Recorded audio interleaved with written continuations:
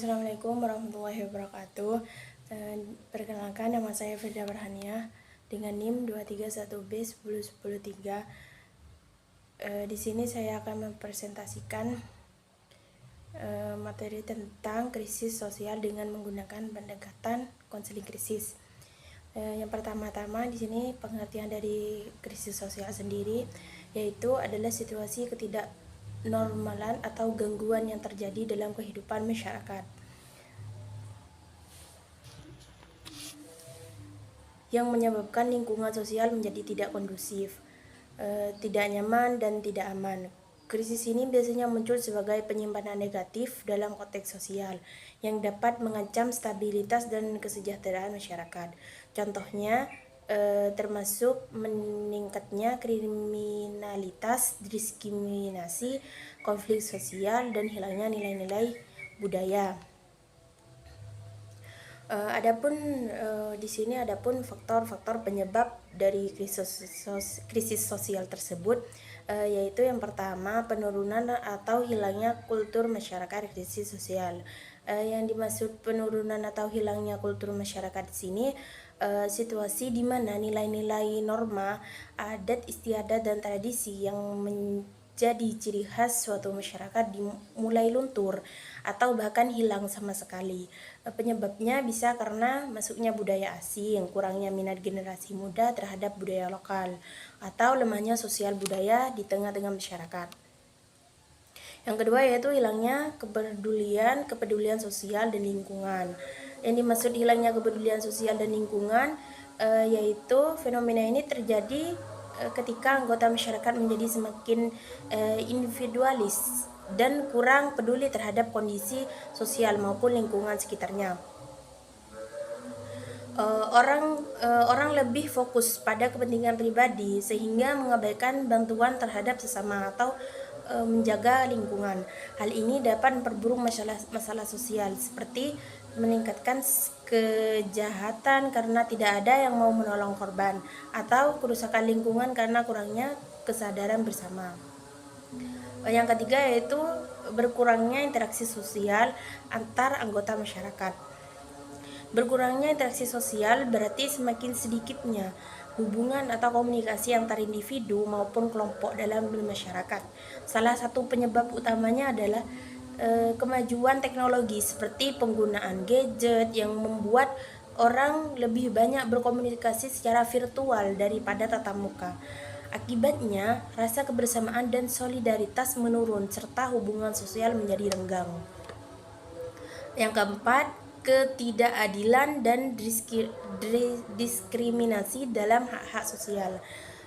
Yang dimaksud ketidakadilan di sini dan diskriminasi terjadi ketika individu atau kelompok tertentu diperlakukan secara tidak adil atau dibatasi hak-haknya karena alasan seperti agama, ras, suku, status sosial, atau gender. Diskriminasi ini bisa berupa pengucilan, pelecehan, atau pembatasan akses terhadap sumber daya dan kesempatan sehingga menimbulkan ketegangan dan konflik dalam masyarakat. Yang kelima yaitu konflik antar kelompok atau elit sosial. Konflik ini merupakan pertentangan atau persaingan antar dua kelompok atau lebih, biasanya karena perbedaan kepentingan atau perbedaan pendapat, nilai, atau kekuasaan. Dalam masyarakat, konflik sering terjadi antara kelompok mayoritas dan minoritas, atau antara elit yang berkuasa dan kelompok lain yang merasa terpinggirkan. Konflik ini bisa memicu perpecahan dan instabilitas sosial. Yang keenam, perubahan sosial yang negatif seperti kekerasan dan fragmentasi sosial. Perubahan sosial yang negatif adalah pergeseran dalam struktur atau pola kehidupan masyarakat yang berdampak buruk, misalnya meningkatnya kekerasan, lunturnya nilai gotong royong, atau timbulnya individualisme. Fragmentasi sosial terjadi ketika masyarakat terpecah-pecah ke dalam kelompok-kelompok kecil yang saling terisolasi sehingga rasa persatuan dan solidaritas itu melemah. Adapun dampak dari krisis sosial ini itu dapat mengancam berbagai aspek kehidupan masyarakat, termasuk keamanan, ketertiban, dan kesejahteraan sosial. Selain itu, krisis ini juga dapat mengganggu operasi bisnis dan kegiatan ekonomi di lingkungan masyarakat. Bagaimana konseling krisis dalam mengatasi krisis sosial ini? Nah, di sini konseling krisis dalam mengatasi masalah sosial ini, konseling krisis itu melakukan pendekatan psikososial yang bertujuan untuk membantu individu atau kelompok yang mengalami krisis untuk mengatasi stres dan gangguan emosional akibat krisis tersebut. Dalam konteks krisis sosial, konseling krisis dapat digunakan untuk satu, memberikan dukungan. Jadi konseling krisis itu memberikan seorang konseling memberikan dukungan emosional kepada individu atau kelompok yang terdampak krisis sosial atau yang mempunyai krisis sosial. Yang kedua itu membantu mengidentifikasi dan mengelola reaksi stres yang muncul akibat krisis. Di sini tuh konseling krisis itu membantu mengidentifikasi, itu mencari tahu penyebab dan permasalahan yang muncul akibat krisis ini. Terus yang ketiga, mengembangkan strategi coping yang efektif untuk menghadapi situasi krisis. Yang keempat, mendorong komunikasi dan rekonsiliasi antar pihak yang terlibat dalam konflik sosial. Yang memfasilitasi pemulihan memfasilitasi pemulihan rasa aman dan kepercayaan dalam masyarakat. Dan selanjutnya yaitu langkah-langkah konseling krisis untuk konseling sosial.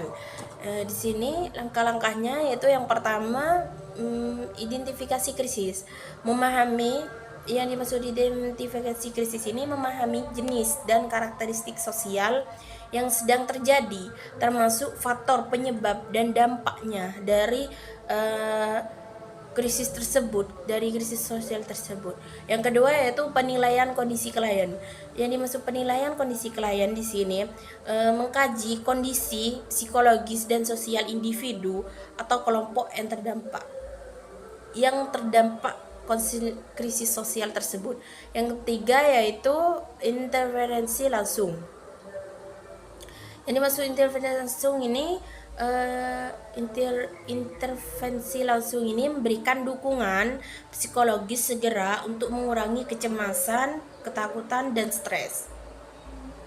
Yang keempat yaitu pengembangan strategi coping. Nah, di sini coping ini membantu klien menemukan cara-cara efektif untuk menghadapi krisis, seperti membangun jaringan sosial dan mencari bantuan. Yang kelima yaitu evaluasi dan tindak lanjut. Nah, di sini yang dimaksud evaluasi dan tindak lanjut, memantau perkembangan kondisi klien dan memberikan intervensi lanjutan jika diperlukan.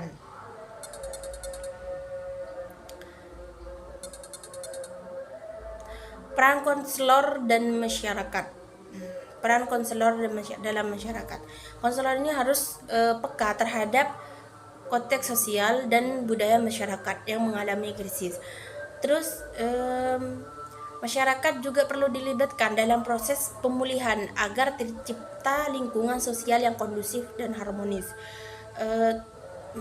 Terus pendekatan inklusif dan partisipasi sangat penting untuk membangun kembali kepercayaan dan solidaritas sosial.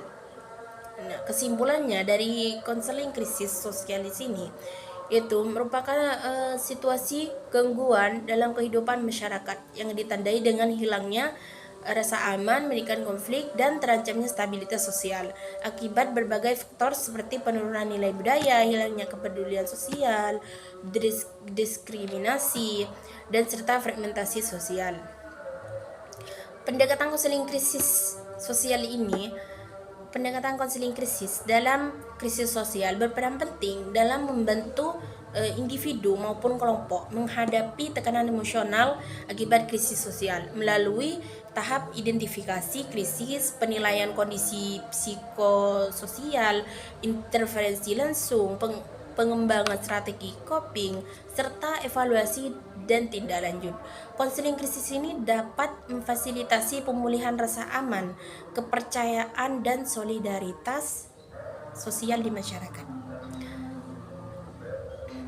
Nah, juga sangat penting di sini keberhasilan konseling krisis sangat ditentukan oleh sensitivitas konselor terhadap konteks budaya sosial serta keterlibatan aktif masyarakat dalam proses pemulihan.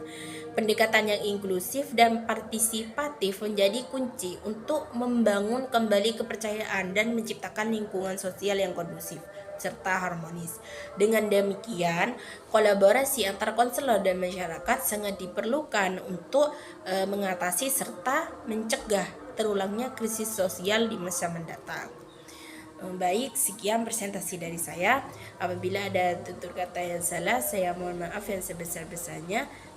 Saya akhiri. Wabillahi taufiq wal hidayah. Wassalamualaikum warahmatullahi wabarakatuh.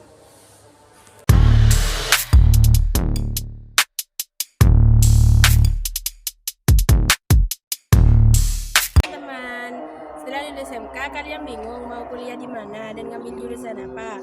Yuk gabung di Prodi BK di Universitas BGRI Argopuro Jember. Karena di Prodi BK kita bisa memahami diri sendiri dan juga bisa memahami orang lain, dan juga kita bisa membantu siswa menyelesaikan permasalahan mereka masing-masing.